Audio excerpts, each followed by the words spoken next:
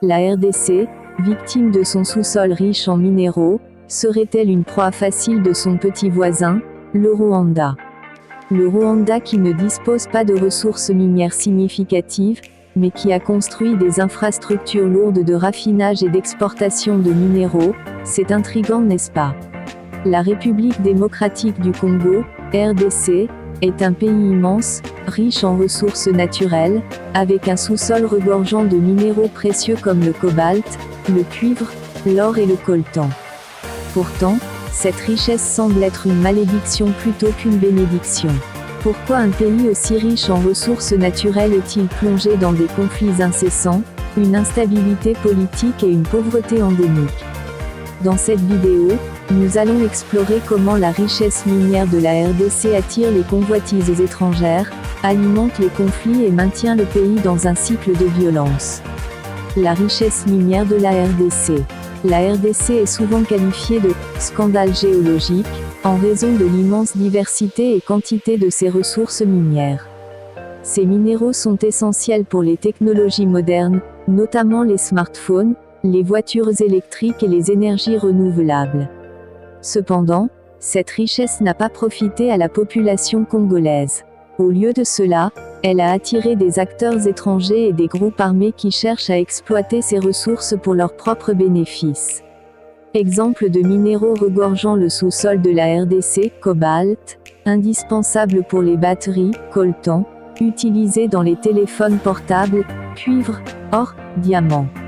Impact économique. Malgré cette richesse, la RDC reste l'un des pays les plus pauvres du monde, avec une grande partie de sa population vivant dans l'extrême pauvreté. Le rôle du Rwanda et du groupe M23. Le Rwanda, un petit pays voisin, joue un rôle controversé dans les conflits en RDC. Bien que le Rwanda ne dispose pas de ressources minières significatives, il a construit des infrastructures de raffinage et d'exportation de minéraux.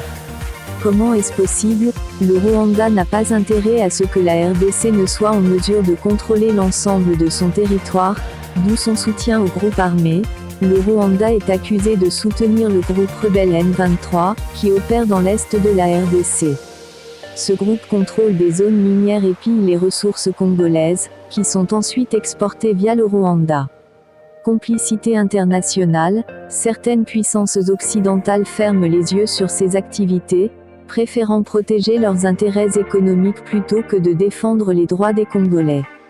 Des contrats signés avec le Rwanda semblent primer sur la stabilité et la paix en RDC. Une guerre asymétrique et ses conséquences. La déséquilibre des forces. Le Rwanda, avec une population de moins de 14 millions d'habitants, exerce une influence disproportionnée sur la RDC, qui compte près de 100 millions d'habitants. Conséquences humanitaires. Les conflits ont entraîné des déplacements massifs de population, des violations des droits de l'homme et des massacres. La communauté internationale reste largement silencieuse, ce qui permet à ces injustices de se poursuivre.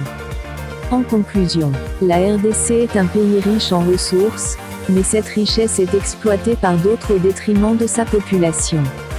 Tant que les puissances internationales continueront de fermer les yeux sur les injustices et les pillages, la RDC restera prisonnière de ce cycle de violence. Il est temps de se demander, comment pouvons-nous, en tant que communauté mondiale, agir pour soutenir la paix et la justice en RDC? Appel à l'action. Si cette vidéo vous a interpellé, likez, partagez et commentez pour sensibiliser davantage de personnes à cette situation. Abonnez-vous pour plus de contenu sur les enjeux géopolitiques et économiques en Afrique et dans le monde.